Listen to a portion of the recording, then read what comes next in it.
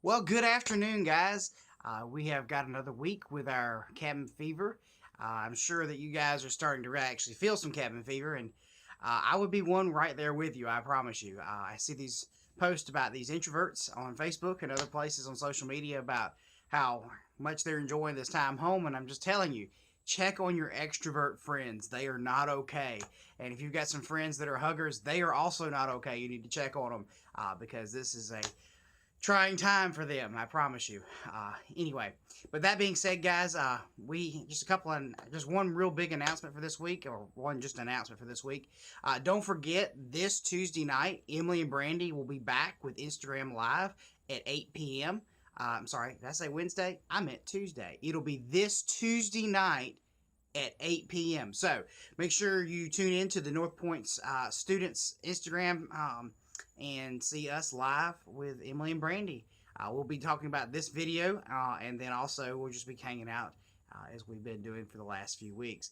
So anyway, that all being said, I hope you guys again had a wonderful Easter last week. I'm glad to be here with you again this Sunday afternoon. And with that all being said, we are returning to the book of Colossians, or more probably properly called the letter to the Colossians, from Paul to the people in Colossae.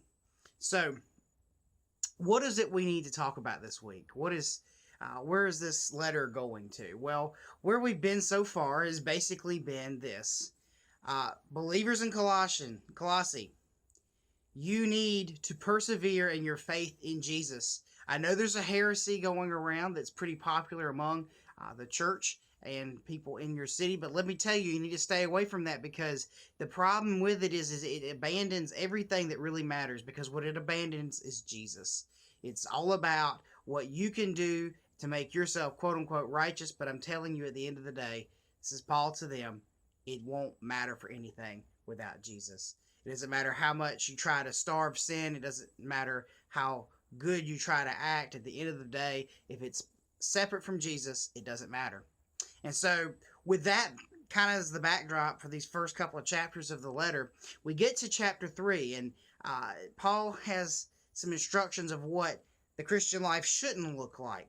And then he turns to say, all right, here is what it really means to follow Jesus. And here is what he has to say in Colossians chapter 3, picking up in verse 12.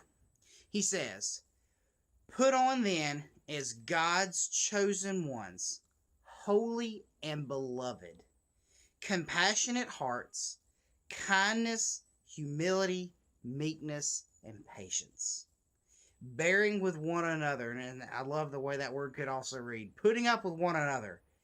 "And if one has a complaint against another, forgiving each other. As the Lord has forgiven you, so you must also forgive." And catch this last part.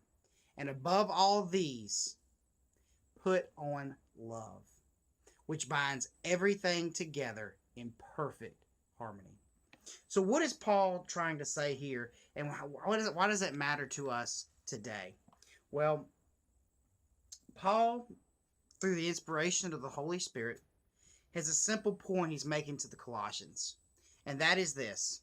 Christian living was to be simple, loving, and Christ-centered. And just as much for them is also true for us, that our Christian living should be simple and loving and Christ-centered. And now, what does that mean? Well, as you look through these verses, and really the whole book of Colossians, but especially here, Paul is saying, put on, like putting on your clothes. He's already said what you're to take off, and it's all these things that were unholy ways of living before these people became Christ followers. And now he's saying this is what you need to put on, like what we would put on when we change clothes, when they're clean and they're ready to be for our use, I guess is the best way to word that. But I love where he begins. He begins in their identity. And their identity is God's chosen ones, people that are characterized by holiness and being people that are called beloved. And when we talk about people being beloved, we're talking about people that are loved, and in this case, by God. And he says, your life doesn't need to be complicated. You don't have to follow all these rules. You don't have to go through all these rituals and stuff because they're not going to benefit you. Instead, what you need to have is compassionate hearts. You need to be kind. You need to be humble and meek and patient. In other words, you need to be people that live lives that when people look at it, they just kind of go, that is so different. Why would you live that way? And in the sense of, why wouldn't you be trying to take advantage of people? Why would you not be trying to be looking out for number one? He's saying you don't need to live that way. And you don't need to be trying to follow a bunch of rules because they're not going to get you to God at the end of the day. Instead, you need to be people that are characterized by the same character qualities of Jesus. And I love what he adds to that list. Not only are they supposed to live that way, and not only are we supposed to live that way, but he adds this line about forgiveness. Now, why would he say that? Because at the end of the day, believers, you, me, all of us who follow Jesus, are people who have been forgiven by God. And when we think about being forgiven by God, I think it sometimes is very easy for us to be like, oh, it's no big deal. It's, it was just sin. God can forgive that, right? The forgiveness that we have received from God the Father cost Jesus his life on the cross. Don't lose that. Don't forget that. And because we are people that have put our trust in Jesus and what he has done for us on the cross, how can we be anything but forgiving of one another?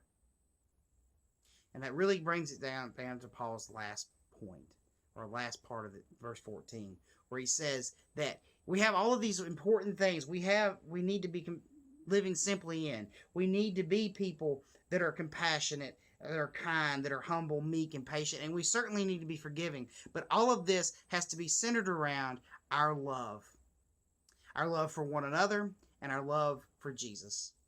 Love is the most important thing in a Christian's life.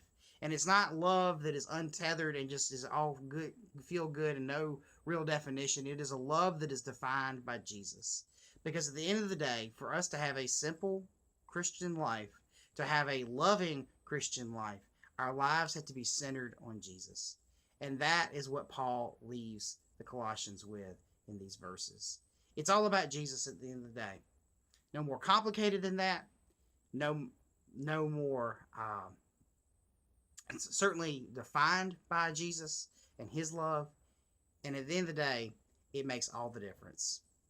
Guys, as we go into this new week, I want to challenge you to be kind and compassionate and meek and patient and forgiving people, as well as humble people. But above all, I would like to challenge you, as Paul has challenged the Colossians and us. Be loving and make sure that love is defined and centered on Jesus. Guys, I hope you have a wonderful week. I will be seeing you soon. And yeah, love you guys. I miss you. Talk to you soon.